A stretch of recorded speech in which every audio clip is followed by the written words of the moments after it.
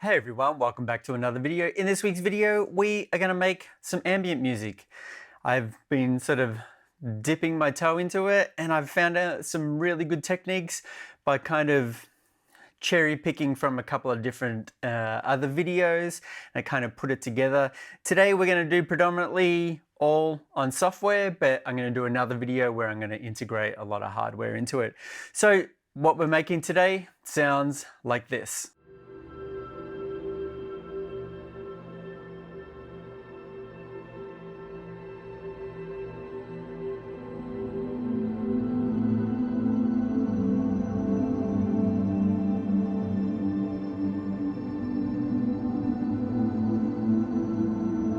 So let's get into it. So the idea of this video came from another YouTuber called Hosking, and I'll leave a link below. His video on how he makes ambient music really resonated with me, and I really like some of the techniques in there, but he uses a very purpose-built modular rig.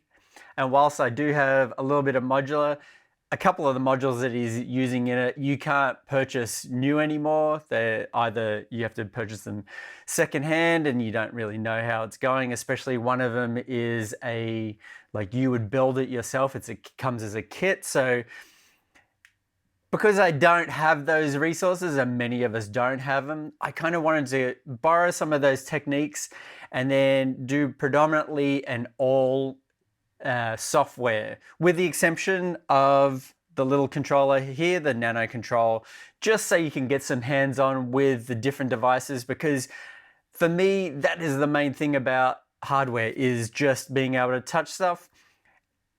When it comes down to it, the sound is just as good on both of them. If you blind test, it doesn't really matter. For me, it's just touching things. So that's why for this one, we're going to use a Nano Control. But if you want to use that, sort of get that tactile, you can use any controller that you have, something with just some dials that you can map the MIDI features into your DAW and different plugins. So with all of that waffling on, let's get into making the track. So here I have a session, and you can see this one is 459 matte. I made a bunch of tracks for a TV show. A couple of them got on the show, but I had all of this residual sort of sketches that I had made. So this one is very simple, as you could expect for TV. It's only a couple of little elements. So if I play a little section,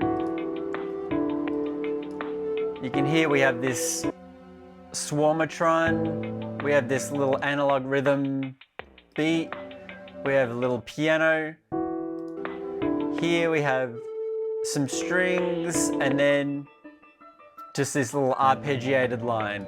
Now it doesn't have a lot of bass in the actual song, but I found that when I took these elements and then did the next couple of steps, it seemed to work really well. And this is something that you need to sort of play around with. The thing that I do like about making an ambient music in this sort of fashion is I've got a section here. This is, let's have a look.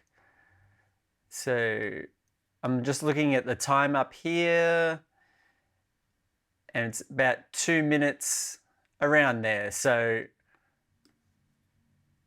this is about 2 minutes, 1:57. So if I pull that over, you can see that this is, if I get the tail in, that's going to be about 2:20. And that's kind of what you want. You want these short things, because we're going to stretch this audio out to give us the sort of the more ambient feel. And I feel like a lot of tutorials online say they're making ambient music, but it is more like electronica. Ambient is sort of supposed to get pushed into the background and just become sort of one with everything going on. It's not sort of to be in your face. So if I play everything together, let's go this. If I play everything together in sort of this section right here.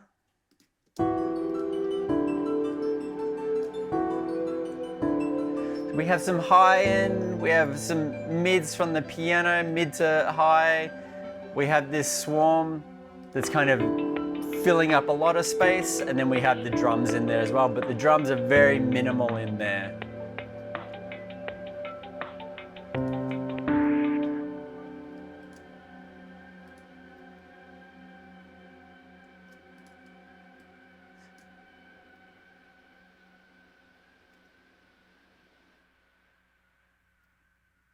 Still got a little bit of a tail, got some sound going on still.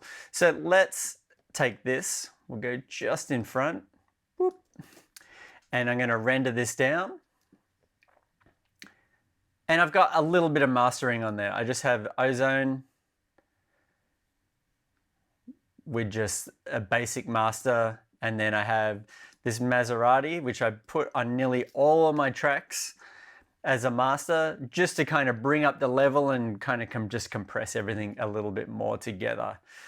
So we got that, let's render that out. And then the next step we're gonna do is we're gonna use a plugin and an application called Pole Stretch. We're gonna stretch this out to around the 5 or 6 minute mark. That's why we've got the session relatively small in 2 minutes, just above 2 minutes.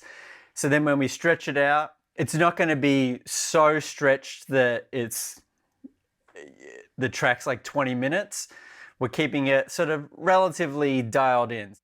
And then we're going to open up Pole Stretch. So we can go back into our music folder. We're going to go to, I think it's 459. And bounces, yeah, we've got Ambient 2. We're just going to drag that into here, and then you can see that's our whole track. We can make this a little bit wider so we can see what's going on. Now, it gives you a load of different options here to play with. The main thing that I kind of look at is the stretch amount, and then with the stretch amount, the output length, and it's going to be the time, and then the FFT size, and this is going to be kind of smooths out the sample. So if we go to 1, that gives us 215. That's the original. And then if we start to pull this out, and we're going to go to about 6. So now if we just play a sample,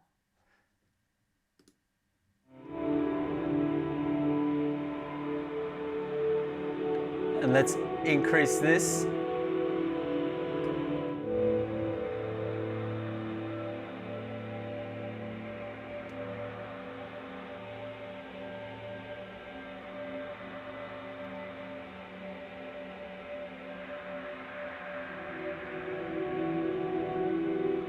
Now you can hear that's sort of giving us that little bit more of a ghostly feel.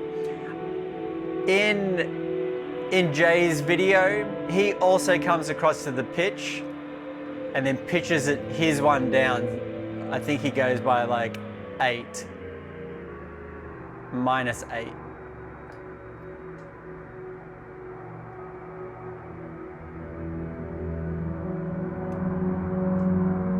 And you're getting that real sort of low vibe, and it's less of the just sort of the washiness of it there.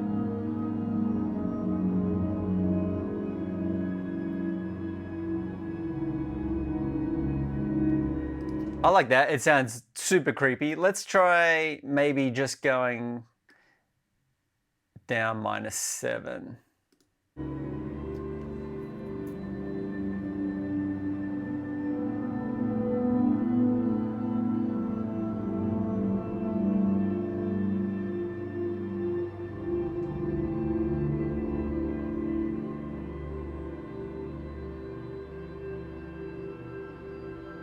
You can hear the sort of the high end of the arpeggiator in there.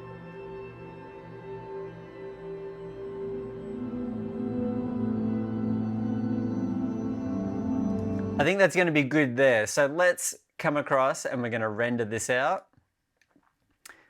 And let's have a look. And we can just go desktop and we're going to go save as Ambient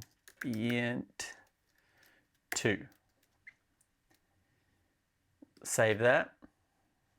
We're going to render. Ambient 2 just popped up here. And we're at 70%, 80, 90, all done. So let's close this down. Let's open up Logic again.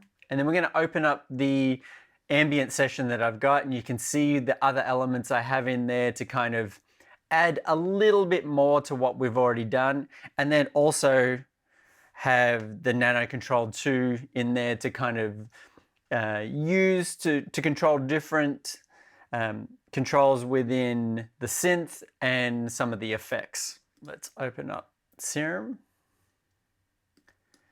And then we're going to put in another. We want the granular and then load sample. And we're going to go to desktop, Ambient 2, open. So that's loaded our sample in here. Now the thing that I really love about Serum 2 is the granular. And one thing that really frustrates me with some of the analog ways that I've been exploring is the inability to load a big sample into it. So I've had to kind of work around that. But Serum, it's got you. It knows what's going on. Not sure if Steve Duda just went, hey, we want to put this in and we want people to be able to play huge samples. That's what he's done. I think that's awesome. So you can see we've got Serum, and then I've got the offset. I have the direction. I have the density, the length, and then down the end, these controls down the end, I have filter. So it's going to filter either high or low. So on this channel, I have just Serum, I have the filter, and then I have the Chroma Reverb. Any reverb will be good for this. I don't have any of the controls for this mapped, but it's something that you could definitely look at. So if I just go and play the sample on its own without any plugins.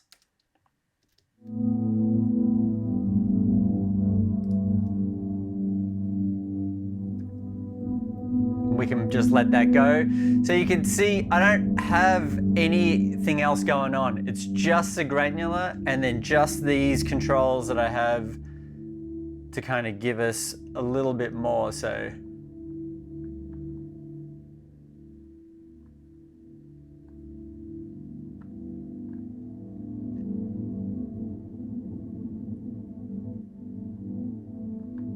if I pull down that, pull down the offset, makes it a little bit more dialed in.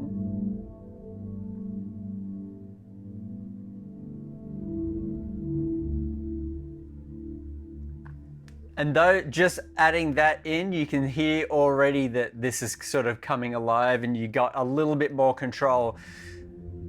It's not so crazy that it's just going all over the place. We can just stop that for now. You can obviously go ahead and add in the other controls so you can control where that playhead is going. But for me, I just wanted it to play that whole section through because I'd already done all the work to get it to that point. So we've got that. I have the filter. This is just a MS-20 filter, and this is kind of looking back at the filter that Jay has on his modular where he has like a low pass, high pass thing, which is pretty good because you can, by getting it up to the like more high pass, you can kind of take out the lows and make it a little bit more airy. Or if you have a lot going on in the upper register, you can kind of dial that back and then just have the low frequencies coming through. That's all I'm using from that. And I have a little bit of drive. I'm not sure. No, I don't have that mapped either. Just a tiny little bit of drive to give it a bit more oomph. And then the chroma verb. So that's it from that side of things. But then you will also see that I have a sampler on here. The sampler has a fair bit going on. So I've added the same samples that Jay has in his because I really like them.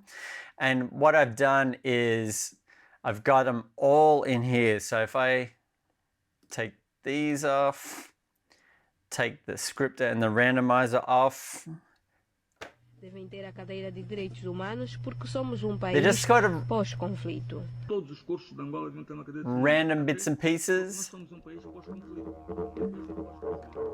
Modifying artifacts produced with the most. And you can hear that. And then what I've done to these samples as well is, let's take these off.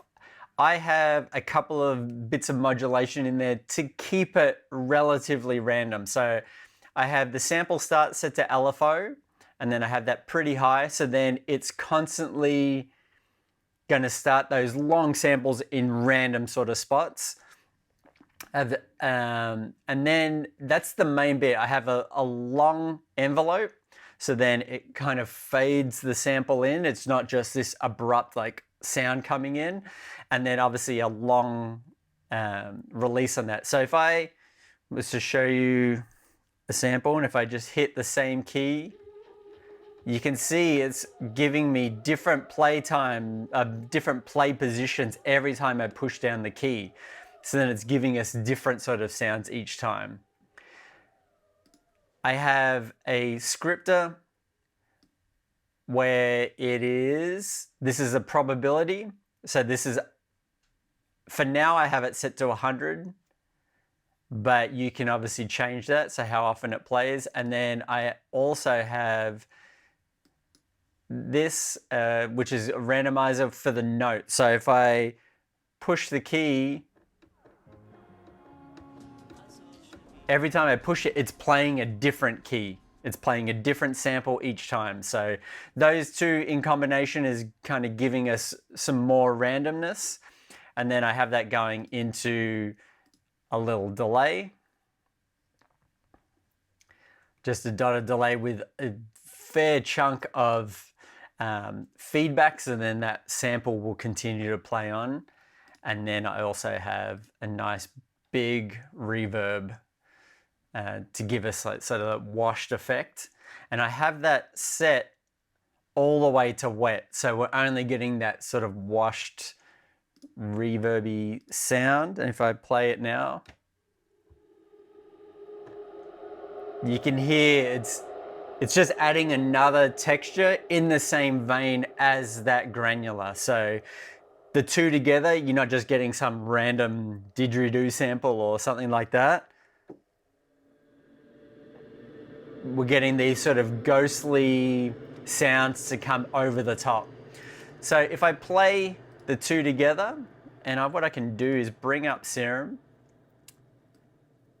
and we can kind of push it off the edge a little bit because we only need to see this bit. And then also the filter here.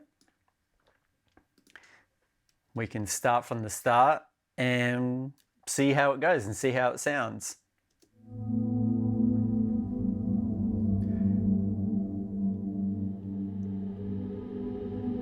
Got the sample coming in there now.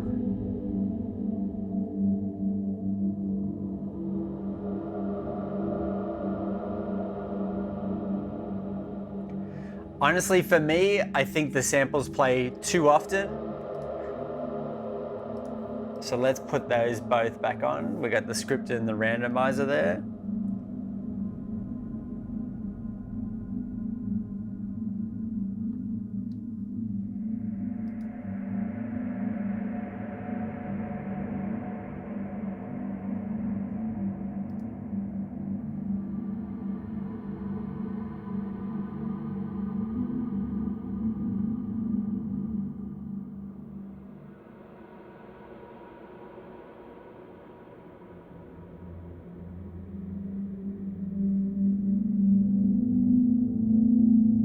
kind of get the idea. We've got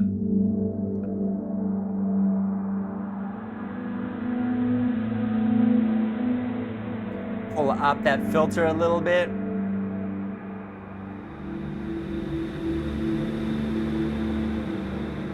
Then that filter a little bit more.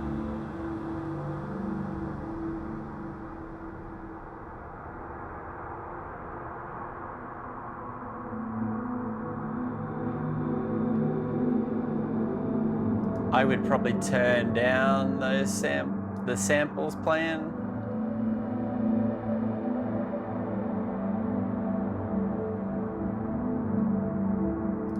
And I also change this scripter to like 23%.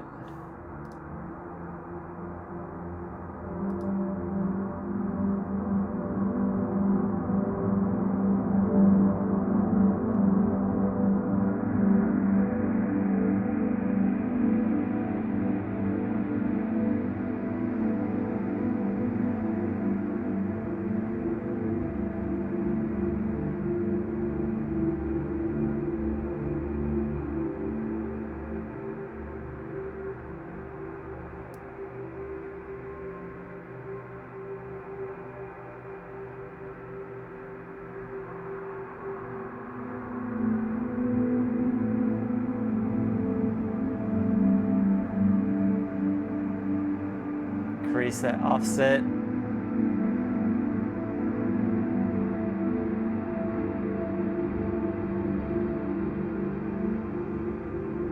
can hear that Swarmatron coming in now a little bit. I got the filter off now.